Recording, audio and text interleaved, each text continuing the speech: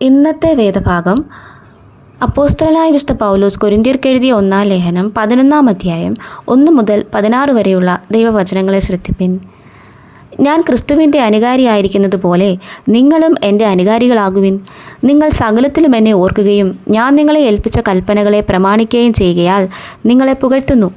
എന്നാൽ ഏത് പുരുഷൻ്റെയും തല ക്രിസ്തു, സ്ത്രീയുടെ തല പുരുഷൻ, ക്രിസ്തുവിൻ്റെ തല ദൈവം എന്ന് നിങ്ങൾ അറിയണമെന്ന് ഞാൻ ആഗ്രഹിക്കുന്നു.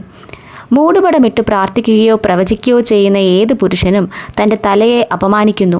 മൂടുപടമില്ലാതെ പ്രാർത്ഥിക്കുകയോ പ്രവചിക്കുകയോ ചെയ്യുന്ന ഏത് സ്ത്രീയും തൻ്റെ തലയെ അപമാനിക്കുന്നു. അതവൾ ക്ഷൗരം ചെയ്യിച്ചതുപോലെയല്ലോ. സ്ത്രീ മൂടുപടമിടുന്നില്ലെങ്കിൽ മുടി കത്തിരിച്ചു കളയട്ടെ. കത്തിരിക്കുന്നതോ ക്ഷൗരം ചെയ്യിക്കുന്നതോ സ്ത്രീക്ക് ലജ്ജയെങ്കിൽ മൂടുപടം ഇട്ടുകൊള്ളട്ടെ.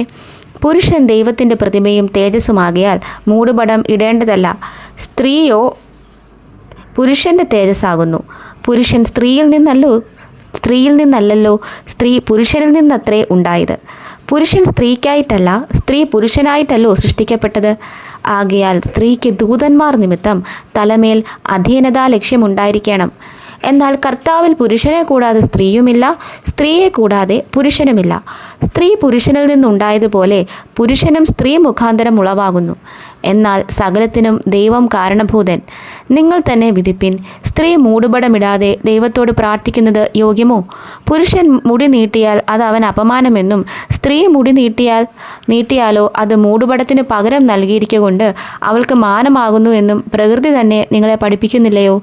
ഒരുത്തൻ തർക്കിപ്പാൻ ഭാവിച്ചാൽ ഇങ്ങനെയുള്ള മര്യാദ ഞങ്ങൾക്കില്ല, ദൈവസഭകൾക്കുമില്ല എന്ന് ഓർക്കട്ടെ.